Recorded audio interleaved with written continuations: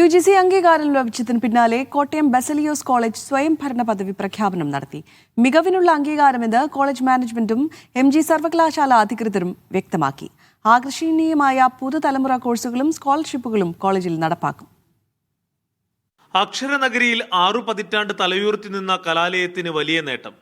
Baselios college സ്വയംഭരണ പദവിയിലേക്ക് ഉയർന്നു. പ്രൗഢഗംഭീരമായ നോവ സമ്മേളനത്തിൽ MOC കോളേജുകളുടെ മാനേജർ സെക്രിയാസ് മാർ അപ്രേ മെത്രോപൊലിത്ത പ്രഖ്യാപനം നടത്തി.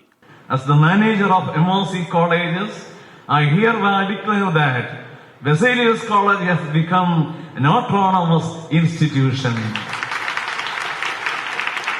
MGVC doctor CT Aravind Kumar സമ്മേളനം ഉദ്ഘാടനം ചെയ്തു.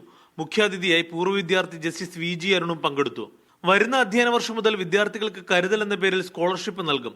ന്യൂ ജനറേഷൻ തൊഴിലധിഷ്ഠിത പ്രോഗ്രാമുകളും തുടങ്ങുമെന്ന് പ്രിൻസിപ്പൽ ഡോക്ടർ ബിജു തോമസ് പറഞ്ഞു. ചടങ്ങിന് മുന്നോടിയായി പുതുതായി രൂപീകരിച്ച NCC ബാൻഡ് ടീമിന്റെ പ്രകടനം ശ്രദ്ധേയമായി.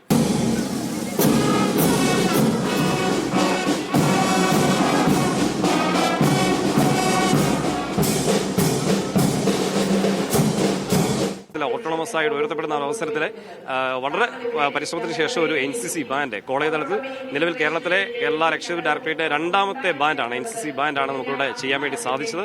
കുട്ടികളുടെ വിവിധ കലാപരിപാടികളും അരങ്ങേറി.